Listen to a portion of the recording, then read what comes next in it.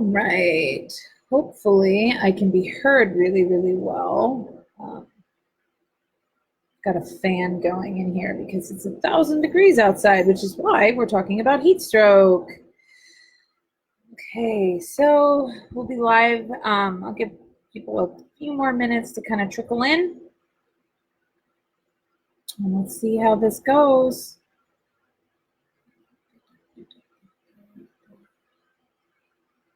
Cool. There's a bunch of options here that I didn't even know we had.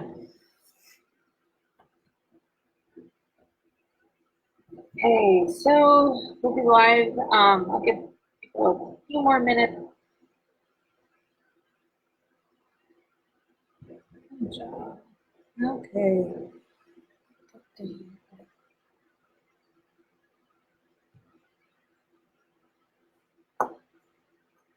Okay. Well, somebody just logged in. Hi. Sorry, gonna turn off the phone here. Make sure that's on silent. Okay. So it's only 6:58 according to my computer, which is wonderful and everything. I hope everyone's having a good day. Hope everyone's avoiding the heat because, oh my gosh, it's brutal out there. Here, it's fortunately cooling down, but the last couple of days it's been like 100-something degrees.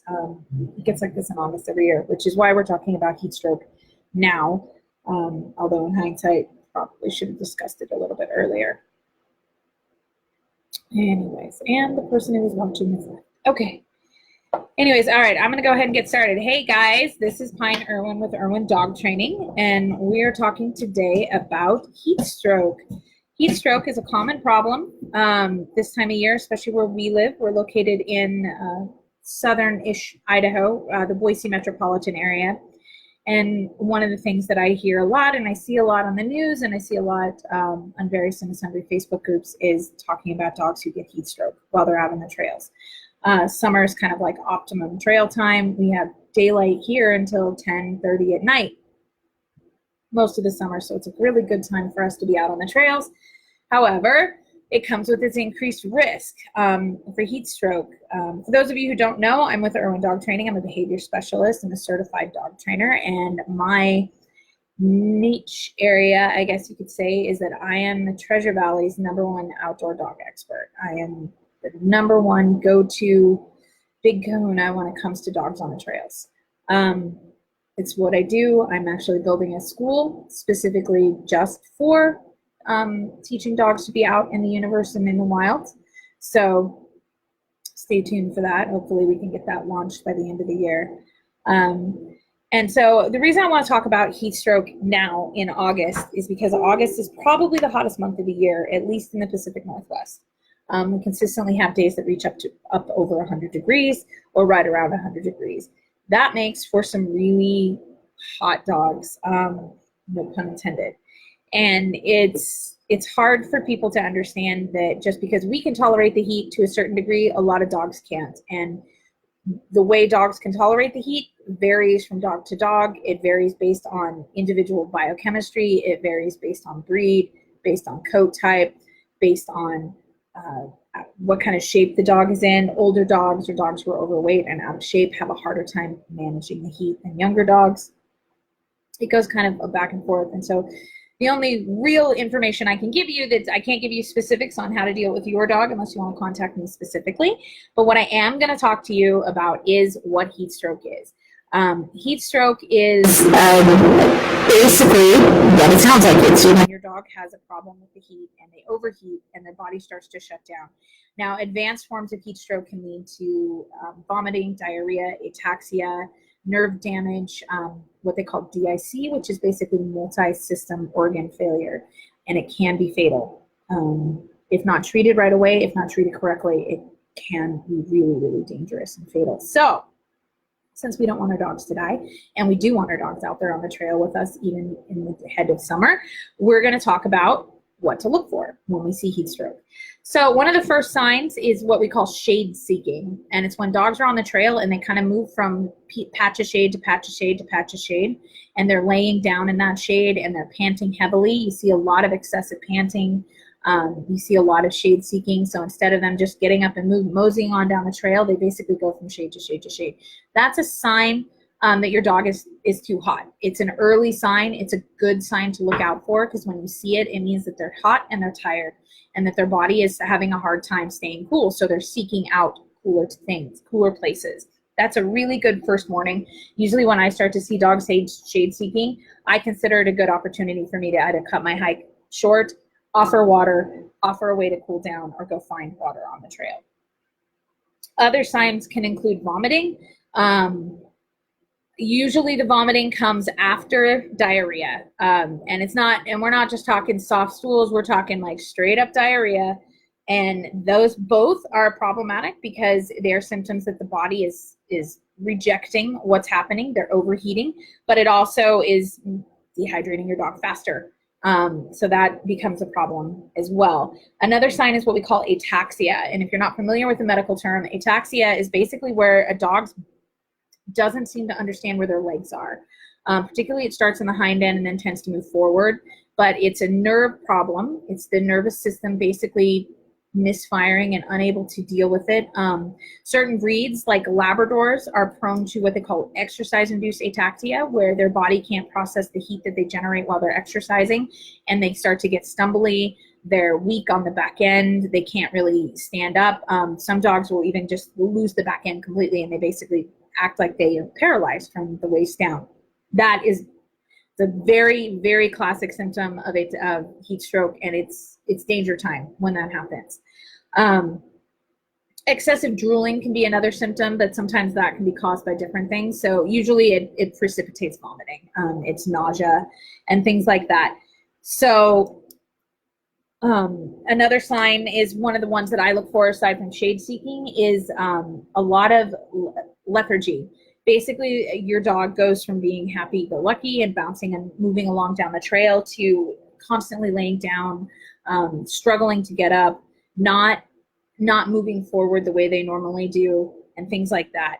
So these are all signs that you want to look out for. And the second you see them, you want to stop is what you want to do. You want to stop moving, find shade, find a cooler place. If you have access to water on the trail, get your dog down there. Get your dog in the creek, get your dog in the lake, get your dog cooling down. But if you don't, what you can do is there are certain areas in the body that you need to cool, just like with humans who are experiencing heat stroke. Back of the underside of the wrist and the back of the neck are great places to run water to help cool them down because the skin is really thin there. So for dogs, it's their pads of their feet, getting their feet cool, and their groin area. You'll notice, like especially with like male dogs and stuff, it's pretty obvious, but that area right between their back legs on their belly, the hair is really thin there. The skin is also thin there, and the veins are very close to the surface, so you can cool them down.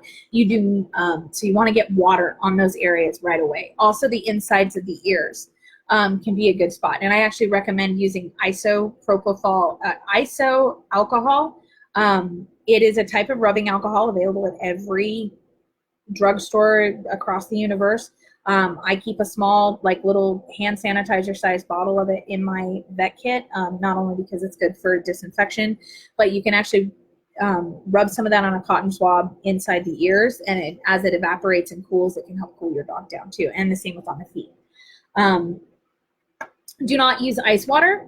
Don't use heavy duty. Don't pull the freshly cooled ice water from the cooler and dump it on your dog. It can cause shock to the system, etc. Tepid water is actually the best to do, and that sounds counterproductive. You would think you would want to cool them as fast as you can, but if you do it too quickly, it can actually send their system into shock. So using tepid water, just water from your Camelback that's not freezing cold, that's not laced with ice, things like that. In the summer, I usually carry an extra couple of gallons of water in my Jeep at the trailhead, just in case we get back and somebody's a little warmer than they should be. Those are the things, yeah. And if your dog doesn't bounce back, if you get them cooled off and you get them cooled down in the shade and they don't seem to bounce back right away, get them to the emergency clinic or your local vet if they happen to be open. But most of us hike on the weekends, so I mean, it's going to be the emergency clinic. What they will do is they will get your dog cooling down and they will get your dog on fluids to get them hydrated. So now that we've kind of talked about what to do if you kind of suspect your dog's got, is having some trouble with the heat stroke, let's talk about ways to prevent it, because that's actually the best course of action, is to just not even go there, right? So one of the things that you can do is, and it's pretty obvious, is hike early in the morning or late in the evening, before the sun is fully up and blazing down in 1,000 degrees, and after the sun starts to set. Both of those things mean that the sun isn't beating down on your dog directly or you directly, and that it's cooler. It's coolest in the morning just before dawn. I know it sucks getting up that early, especially if you're thinking about it on our days off or before work or things like that, but it is really honestly the best thing to do for your dog. It's the safest way to do for your dog, is to have them out before it gets too hot or late in the evening after it starts to cool down. Here, because we in this part of Idaho, it doesn't get dark until 10 o'clock at night. Sometimes it can be a little hard to get out at 8:30, 9 o'clock when the sun's starting to go down and it's getting cooler, etc. on a weekday when you've got to go to work in the morning. So I recommend getting up early. That's the simplest, that's the easiest one. Another thing you can do is slow down. That's a big one for me, is I understand that on a day that it's really hot, we're not going as far, and we're definitely not going as fast as we normally do. We make pretty good time going down the trail, the dogs and I do, because we're usually kind of, working on a clock. And so I just commit to this idea that instead of doing a 6-mile hike, we might only be doing 3 miles. We might only be doing 2 miles, depending on the heat. Slow down. Just stop going fast. Take your time. Stop in the shade. Take a breather. Make sure there's plenty of water. My guys carry their own water in the summer. I carry mine and they carry theirs, but I have larger dogs. But carry extra water. Generally speaking, if I'm doing a 3 to 4 mile hike, I carry at least an extra liter of water per dog. And generally speaking, it's usually 1.5 liters to 2 liters per dog. Thankfully, my guys are big enough they can carry it themselves. I also, another big thing is I hike near good water access. Now that comes with its own risks, because snakes and things like that also like good water access, but having the ability to get the dogs in the water and let them cool down and access water at any time is a big part in staving off the heat stroke. Hydration is so important for keeping heat stroke at bay for both dogs and humans. You too need to drink more water. I guarantee it. We all do. So hiking near water, picking your trails, being committed to this idea that you might have to go a little bit further out to get to good access water. You might have to, plan accordingly to carry extra water for you and your dog, or do a shorter trail, do a shorter loop, whatever you got to do to adjust it so that your dog isn't exposed to the extreme heat and then staying properly hydrated. Another one that most people don't realize is available are the cooling vests. Roughwear makes one, Herta makes one. There's a few other companies that make them. They work. They're not a gimmick. They're not selling you something that doesn't work and doesn't work on a product. I was with a veterinarian. She had an older dog. She put the cooling vest on. That she took the temperature before she put the cooling vest on, and after, a few minutes after, and there was a marked difference in the dog's core body temp. So they work. I actually have Roughwear's one right here. This is an older model one. It just looks like this. This one's been through the ringer, so it's nice and stained. The coolest thing about these things is they actually come underneath the belly. Cooling off the belly of the dog cools off the core of the dog, sort of like running water down the back of your neck, sort of like keeping your chest and area cool. Your extremities aren't as important to keep cool. So these ones, so look for one that does that goes underneath the belly. You soak it in water. I usually soak it at the beginning of the hike and several times throughout, depending on how hot it is. I've actually had this on my working dogs on 97, 98 degree days when they were out working in the heat of the day, and I soaked them every 45 minutes, and they did great. They did fine. They survived. The other thing that's really cool about them is it's made out of a semi-reflective material. You can kind of see it's kind of silvery. And this goes over the back of the dog. What this does is prevent the sun from beating down on them. It's sort of like wearing a long sleeve, lightweight linen shirt in the desert when you're out in the desert during the heat of the summer. You don't think about a long sleeve shirt being that useful, but the reality is it keeps the sun from hitting your skin directly and it keeps you much cooler that way. The same goes for this. The way they work is they're basically a portable swamp cooler. I have had reports from people who live in more humid climates that they're not as effective. I live in a desert, so it's pretty arid out here. So they work great because as they evaporate, they provide cooling the same way they would for a human, the same way dunking your t-shirt in the creek, makes you feel cool as it's evaporating. So that I highly recommend. I've seen the ones that go around the neck, and I'm not 100% convinced those work. I haven't tested them, so they might. If you happen to know that they do work, please let me know. Mostly because, again, the key area to cool down on the dog is underneath the belly, is the chest and the belly area underneath, where the skin is thinnest, where the bulk of their internal organs rest. That's the area you want to get cool. So their feet, their ears, their belly, their groin. Incidentally, humans, it's actually pretty much the same spots. So another thing you can do, and nobody likes to do it because nobody wants to be uncomfortable in the summer, is to make sure you go ahead and keep your house not quite as cool. I generally, we don't have central air, and my house is a lot older, but I generally keep my house around 80 degrees during the summer, and it can suck. It would be wonderful to have a 70-degree home. It would be so nice for that. But the problem with that is it doesn't allow my dogs to have any sort of acclimation. Going from a nice, cool 72-degree house to the 90-something degrees outside is a lot of extreme temperature change, and it doesn't allow the dogs to acclimate to the weather. So by keeping it 80, it's still comfortable enough that I'm okay as long as I'm wearing shorts and a t-shirt. I'm not frying in here. I'm not dying of heat in here, and I drink a lot of water. It does, but it allows my dogs to acclimate to the summer. Conversely, in the winter, I do the same thing. I keep my house around 62. I keep it cool so that when we step outside the door, we're not stepping from the warm, toasty 75 into the 35-degree snow, and they're freezing. They're kind of, there's an acclimation point there. Hydrate often, guys. I think I went over this a couple of times talking about stopping and making sure that there was access to water and making sure they had extra water, you were carrying extra water, but make sure to stop and give it to them. Even my guys who are very acclimated to trail life, who can go 3 or 4 miles, even in the heat without water. When it's really hot, I tend to stop more often. In the fall, when it's cool out, in the winter, man, we'll hike 6-7 miles before they need to stop for water. But in the summer, make it about 2 to 3 before I'm like, okay, yeah, you guys need water. Unless they've got good water access the entire time we're hiking. Also, hydration starts at home. It's not just about hydrating on the trail. And that goes for people too. It's not just about how much water you drink while you're out. It's about how much water you drink overall. If you're starting at a deficit, it doesn't matter if you drink all the water in the world while you're on the trail. You're still playing catch up. So one of the ways that I ensure that my dogs are getting enough water during the summer is that I water down their food. I use warm water, just warm tap water, and I water down their food. It aids in digestion. It ensures that they're getting enough water. In the winter, I do the same thing because I'm always concerned because it's hot. It's cool out. They're not drinking quite as much. I know that I do that in the winter. I don't drink enough water. In the summer, I'm a lot better about it. But it just means that they're getting extra water. And it's just making sure that we're starting not at a deficit. They're not even a little bit dehydrated when we begin because that sets them up to succeed. So otherwise, wow, this was only about 20 minutes, so awesome. I don't have anything else to cover, so those are the basics of heat stroke.